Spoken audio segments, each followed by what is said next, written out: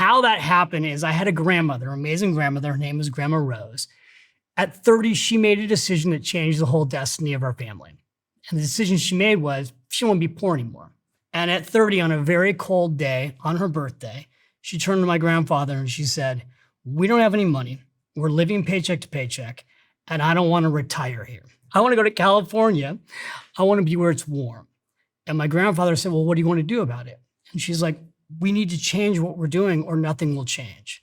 And so my grandmother started saving 50 cents a week out of her paycheck. So 50 cents each, because they were like middle-class people, right? Didn't have a college education. My grandfather worked in a plant. My grandmother worked in retail, but she started saving small amounts of money.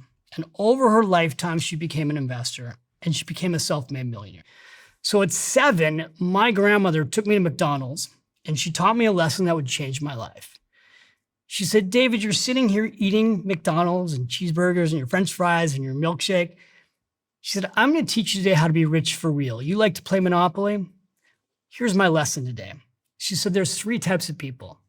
Those like you who are here eating right now, you're what's called a consumer." She said, "The people over there who have been working, they're called employees, and they've been working for minimum wage. And that's a very hard way to live." She said, at the time they made 85 cents an hour. And she said, "The third type of person is the person who owns this place. They're called an investor." And she said, "Today I'm going to teach you how to buy stock in McDonald's so that when you come to McDonald's, you'll make money from everybody who's here. When your friends come to McDonald's, you'll make money from them, and you'll be an owner of McDonald's." And she took me down to a brokerage firm, helped me buy my first share of stock in McDonald's. That moment changed my life because what she made me realize is like everything that we do, I'm 7 years old, everything that we do, there's an opportunity to be an investor and own that.